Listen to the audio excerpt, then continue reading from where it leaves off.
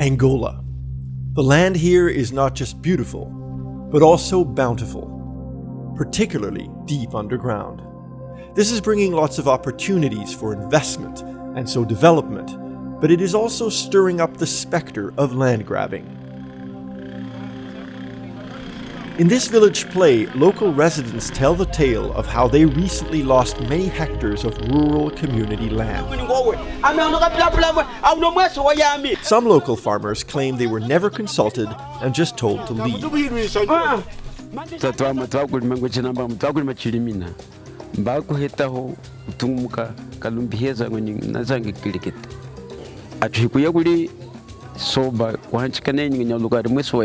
Agora mzimu wande na selmo ika te wapule wande depois ngutumba na ika bakashaiga magonde as magonde jacho eso as ngwingwe ho yami depois yami kalinga guchi mba nguzinka tumba yamnyina moya mketa munka kwa shehela jacho atutambulile angutambule na gachena chichina pali kalume stunda ya kuyago yikola mambunga mwenye we uhashuwa kulima na wakaka uhashile mumuku mwetu na limina meya keshi kwa mwehama wetu na limi hakuhichika mavujetu kuyiza mu mambunga nyamwe kana ngasanga kuhichika cheche hela chino ngunyungu yekweka.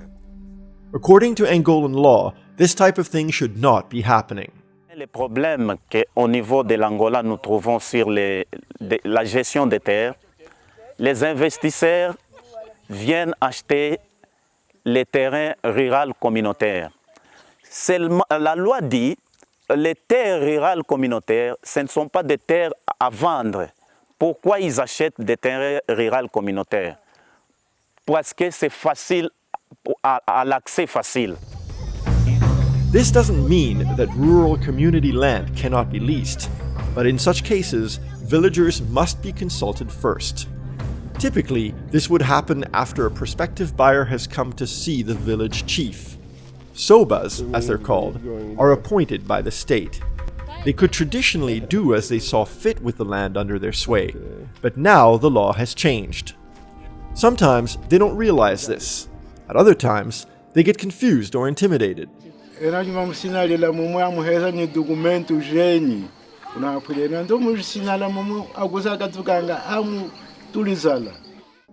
an effort to prevent this sort of thing, the Lutheran World Federation focuses on raising awareness at 3 levels: local, national, and global. At the local level, it has organized workshops on a number of issues, including gender equality and land rights. In Moshiko province, LWF is active in 22 villages, where over 1,200 farmers are getting help legalizing their land. The money required to do this is sometimes a problem, but solutions can be found through association. Por exemplo, uma associação de 50 pessoas vão pegar os 365, dividir quanto que cada membro da associação deve dar.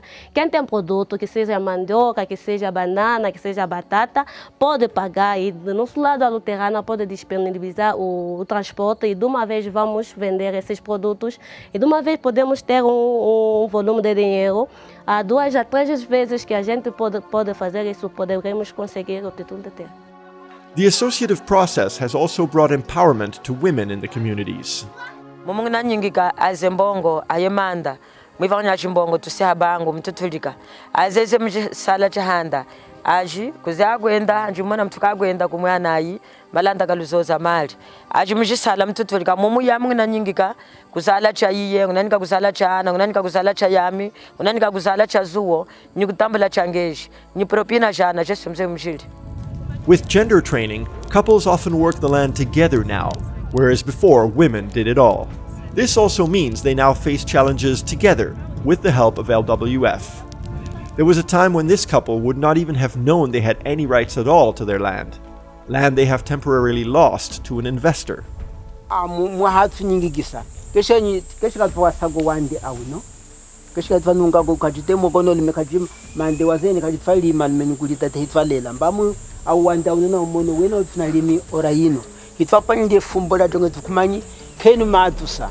musa hatu longesa fumbo limekumanya kulutwa matango lime wazomsenga unamaka wecha muka panyi wetu. With this empowerment, however, also comes a certain risk. Submission has given way to indignation and resistance. Amejitanga na kasa. Jita na shile woma jatwa mine na umutumafu amutangu nukambuya salari. Nyamwe soja iPhone. Ndo memeza mahanji ka ngumutala kwe kuliso lenyi mamba nikatwa malindo ngushikutilako. To avoid things coming to this, at the local level, LWF focuses on developing capacity. It regularly holds workshops on human rights and sets up village development committees that act as a first recourse to the law. Should this fail, often because of intimidation, people can take their claims to the district or provincial authorities. LWF also engages with these local authorities, not only to help solve problems, but also to point out respective duties, like that of calling a community consultation before a land deal is made. Do IGCA, responsável do IGCA. A lei de terra prevê a demarcação provisória, só depois é que a demarcação definitiva. Ou a demarcação provisória é baseada em marcas no terreno, né, ao longo do perímetro com estacas. E então eles têm até 30 dias para poder reclamar. A lei da terra orienta que se deve publicar um edital, né, no maior jornal de circulação do país e afixado nas administrações municipais. With a near 100% illiteracy rate in rural communities, however, such publications often miss their targets. Another challenge villagers face at the local level are the fees they must pay if they want to obtain a demarcation of their own. Twalinga documento ajiningasto ise twalinga ya 250 mil yambata ano completo 12 meses. Totali mane chupa 50 lumi hasa kutena lumi mumbongo shinakatoka kuna sala tukwate ka 365 mbahanga tupwenye título da terra. Sometimes land conflict becomes just too difficult to resolve at the local level. In one case, where a woman was actually shot, the provincial authorities seemed unable to help, and so the case was taken to the capital, Luanda.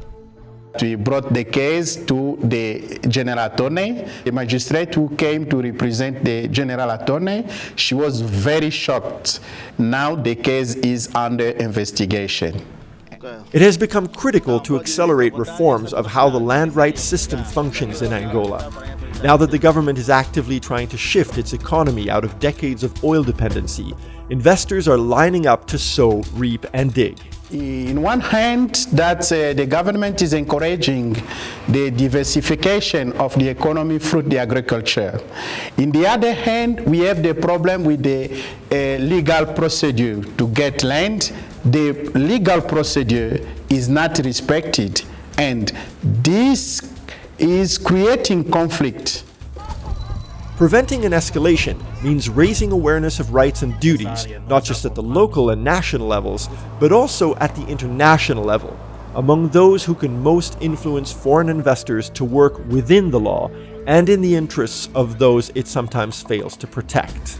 We are working together with Parliament, with our German Parliament and with political parties to ensure that international rules like the voluntary guideline on land tenure are followed by as well German actors in Angola, but as well by actors, Angolan actors, which are financed by German money.